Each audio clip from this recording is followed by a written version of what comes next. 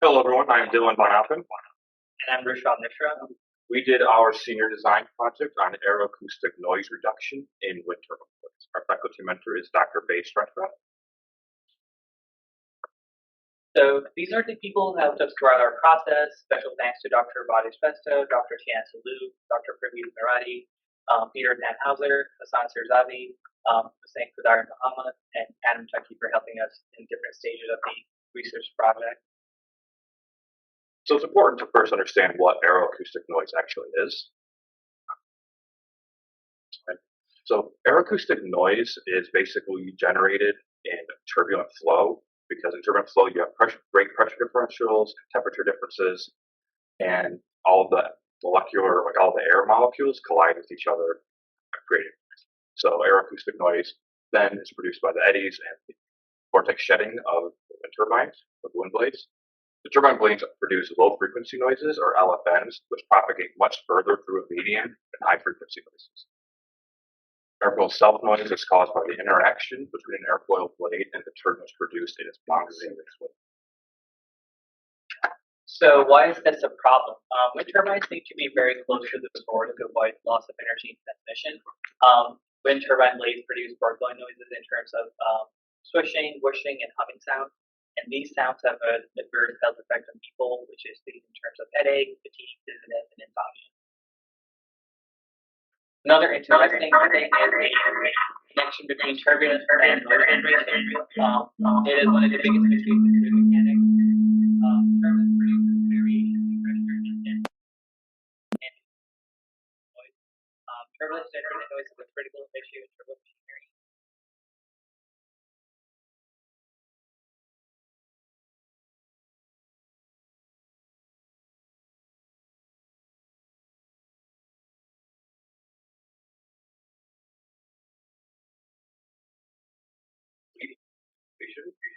Which includes wavy leading edges and leading edge serration.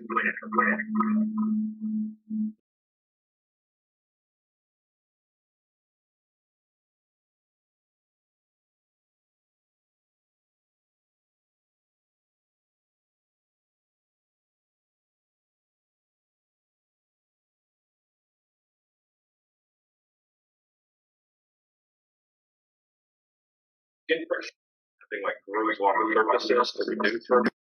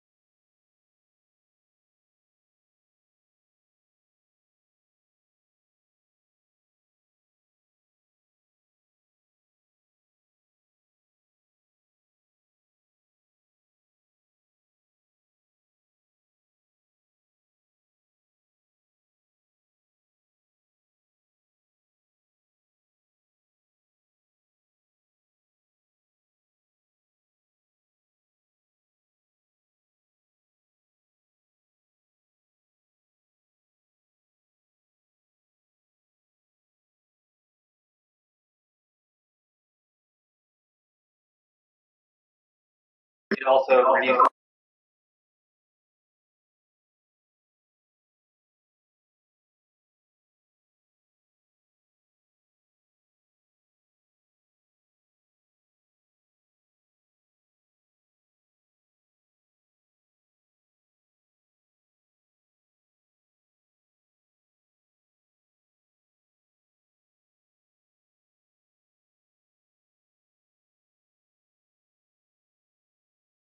offset. We just did it as an interesting find because we think that it being at a 15 degrees offset to the parallel free stream flow would effectively just deviate the airflow or away from it and create less noise and turbulence. So another airflow that we used was a serrated trailing edge. We wanted to do this as a second baseline, essentially, because it is well researched, it's industry accepted, and in practice because it works. They reduced the turbulent boundary layer in the serrations, which thus reduces edge noise. The sharpness and the fineness of the serrations is directly correlated with sound, and there are many different features like that that are being explored.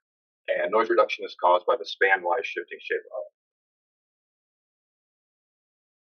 So one of our ideas was a paper trailing edge with serrations. So this is a flexible trailing edge. It's a common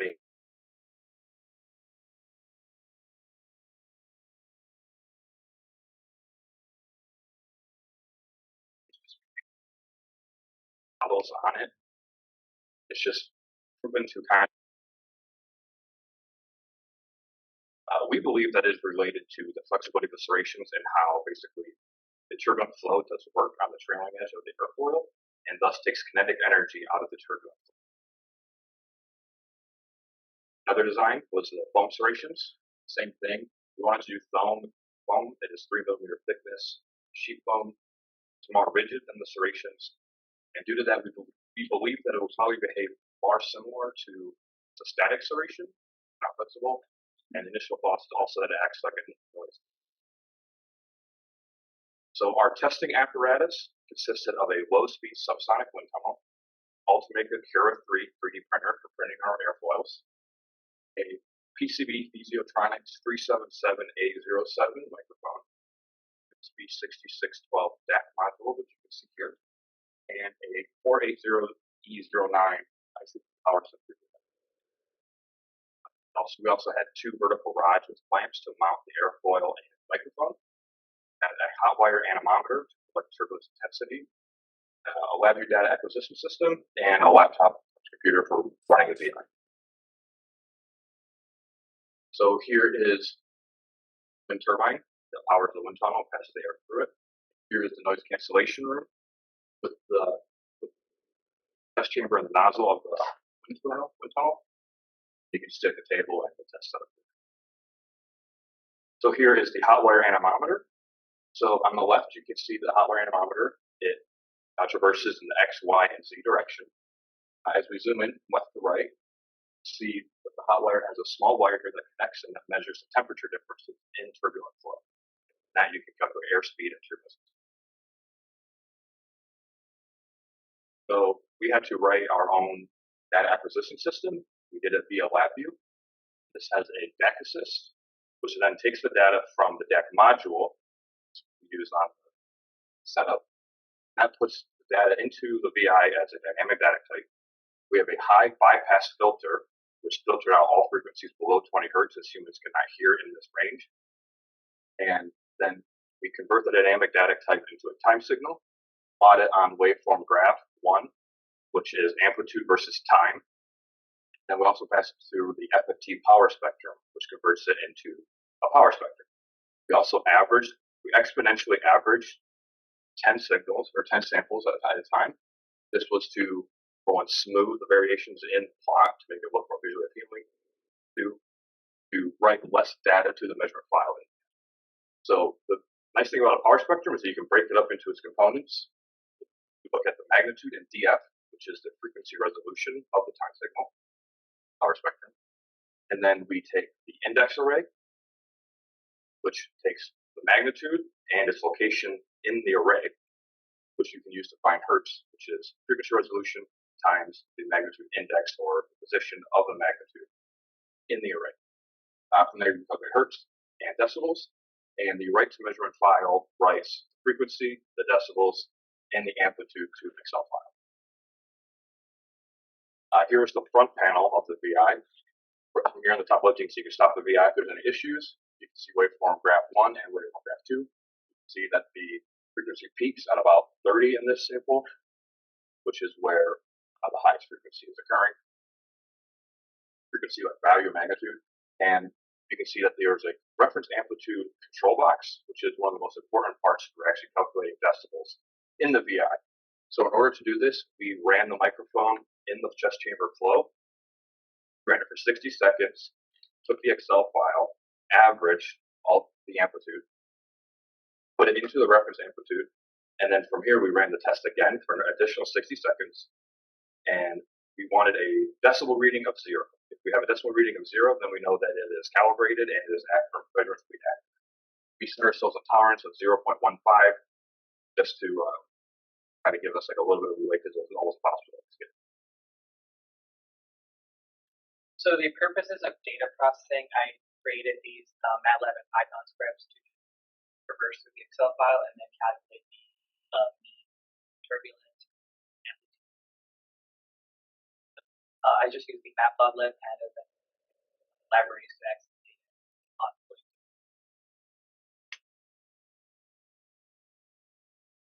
So this is the first result we have. That is the frequency versus the angle of attack graph, and how at lower angles of attack, trailing edge modification, more so paper trailing edge, foam trailing edge, depth are creating significantly higher frequencies of sound, and this is what we're aiming for. But at 0 degrees angle of attack, these paper trailing edge serrations. And that's probably because of the actual geometry of the serrations and how air flows around those serrations. That's creating lower frequencies. But at the optimal angles of attack from 0 to 10, serrations are able to perform significantly better and create higher frequency sounds as compared to the baseline and the static trailing edge modification. At higher angles of attack, beyond reason, we believe that the static serrations perform pretty bad. But this is probably because of the weight induced by the geometry of the serrations. And this is the second graph. Here we're trying to establish a connection between frequency and noise. As we saw in the graphs before, at lower angles of attack, the flexible trailing are significantly producing lower baseline and the static trailing edge modifications. At optimal angles of attack from 0 till 10, that static serration and sounds at the baseline. Respectively. Another interesting find is that the foam trailing edge serration here is able to consistently reduce which is 0 to 10. And it does also correlate with the fact that we thought it reported as a noise dampener, which it probably does within those optimal angles of attack. Beyond the angles of attack of 10, which are stall angles of attack, all the airfoils are creating a lot of noise and it doesn't affect the findings. This is another graph that is the amplitude versus angle of attack. This is more so closely related to the decibel calculation significantly. This is what gives the amplitude. And we see similar trends here. There are minor discrepancies. It is also because we took data at different days, different. Also external factors like the sound and micro vibrations caused by people walking upstairs or like someone opening the door and stuff like that affected the microphone to the and those might have affected the data just a bit, but since the scale is so small, even smaller discrepancies, higher discrepancies. But if you scale it up to a bigger scale, then it might not seem as. So next up is our turbulence intensity versus angle of attack. Most of the airflows you can see here follow the same trend, the exception of the extended trailing edge and the static serrations, especially at higher angles of attack. We know that 12 degrees is our stall angle. Anything above that, we would expect really a turbulent flow. So there's a couple of issues here. One, we were not able to actually collect the turbulence data and use the hot wire until 4 days ago, let alone process it until Sunday. So there's a little bit of discrepancies here with that. It does not show any conclusive relation to turbulence intensity on angle of attack, and also turbulence is very time dependent as turbulent flow fluctuates very greatly, and thus you need like a really long sample size to get like an average that's somewhat arcane. So here's turbulence intensity plotted against noise. Again, you can see that as the noise is increasing, the intensity is staying very static and low. And again, the two previous ones jump up quite a bit. So we know this result is counterintuitive, and I believe that there are two possible reasons for this. One, we are dealing with a low Reynolds number flow, low speed, and when this happens, the boundary layer and the actual turbulence isn't going to be that far down the flow field. And we believe that the flow might have actually returned to the laminar at the position of the turbulence, because we took the turbulence data about an inch back from the trailing edge. So again, if we would have had more time, we probably would have reran this test closer to the trailing edge and hopefully try and capture the actual turbulence flow. There's another possible reason is noise is not dependent on turbulent intensity. It's very important to note that there's a difference between turbulence intensity and turbulence kinetic energy. So to visualize this, think of a flow that moves at 5 to 10 meters a second that is very turbulent. You have a turbulent intensity of like 0.8, 0.9, but it's not going to have a lot of turbulent kinetic energy in that flow. Now imagine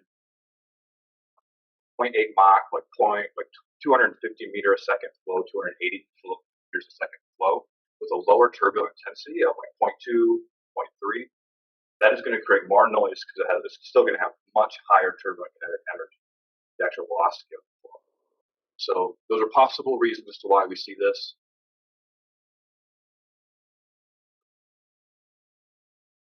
So possible sources of error would be, as I alluded to before, having to take different reference amplitudes because we see data throughout the semester that might have created those affecting the 3D printer is not accurate, as you can see. You have to reprint a lot of these samples over and over again because there were minor scripts. Had to stand it over and over again to get like this again, so it would not affect those minor, not create screen friction and affect the turbulence. Also, another error was that the room was not completely soundproof. Sometimes there were small vibrations being picked up by the microphone, even though it's happening. I believe that it's because the microphone is sensitive, able to pick up sounds from elsewhere as well, which does affect the experiment quite a bit. Another thing was that the wind tunnel is resting on the same table as the phone, so the wind tunnel actually creating micro vibrations. And I would say this is one of our limitations, is that we only took the data at one point, the trailing edge, which is the center. We did the same thing for the turbulence. But for further research, we could put microphone try and take turbulence.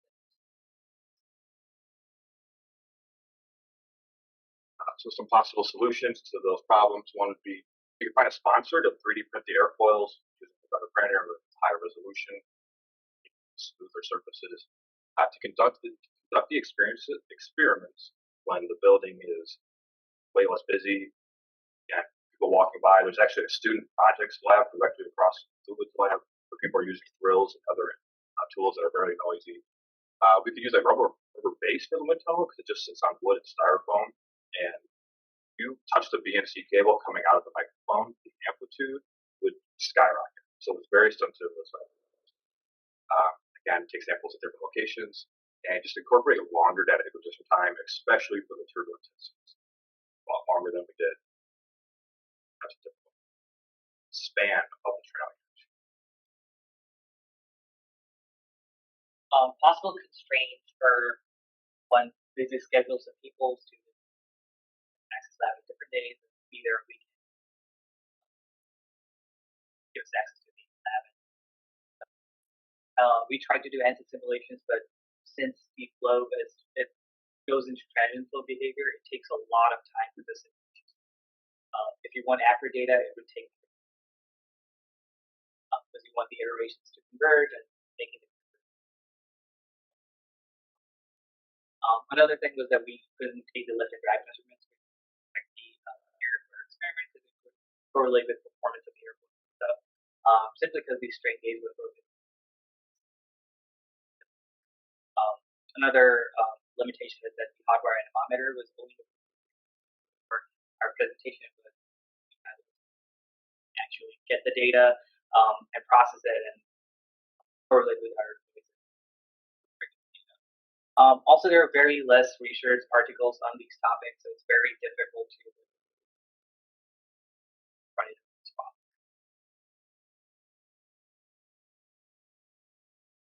And finally, the conclusion, I believe that these the data that we have would help further research. One thing that is conclusive is that the flexible trailing edge, the vapor trailing edge, that exploration, they do help reduce noise, but not turbulence with data. Future air traffic and its effect on noise pollution can provide more detailed research. Kinds of designs right here are very important. That probably be correlated to the turbulence. Another interesting find that we found was that since we used paper trailing edge, that was just our thing to see how paper, a simple thing as paper, as a flexible moving part would affect noise and depth, frequency, and turbulence data. There's actually a flexible polyethylene terephthalate seed that's being used in the industry. It's just a more sturdier alternative of paper, and it can be used in actual wind turbines. That's our interpretation. Okay, guys, thank you very much. Any question, guys, for our presenters? So, can you check your chat room? Has a question. So, guys, my question is: so, what do you learn from this project? Each of you learned really the importance and like how instruments are really sensitive, and they need to be set up like very accurately. You need to really think about all possible parameters, especially when it comes to like the location, the BNC cable vibrating, the table vibrating, people walking by, or us moving in the room. Just the sensitivity of these instruments is very high, and like a really solid like testing atmosphere and apparatus needs to be established to really get valuable to give us accuracy.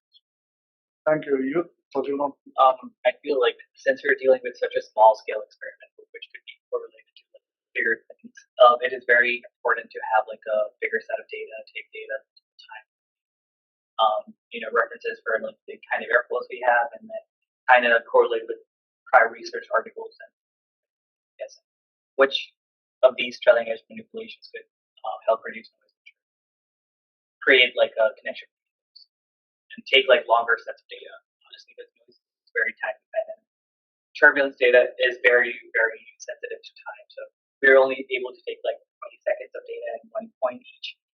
If we had like longer time, we would do it throughout the trailing edge, and probably around the airfoil as well, and maybe have like a plot of how it looks in the wind tunnel with the airfoil and the turbulence. Airfoils would have given a more clear approach and like more clear understanding of how it's correlated to amplitude. But besides that, I guess like trying to figure out like schedules. Okay, thank you very much. Any other people have any questions? Okay, thank you. Okay, thank you very much, guys. So we'll stop here. The next presentation will be at 9:30.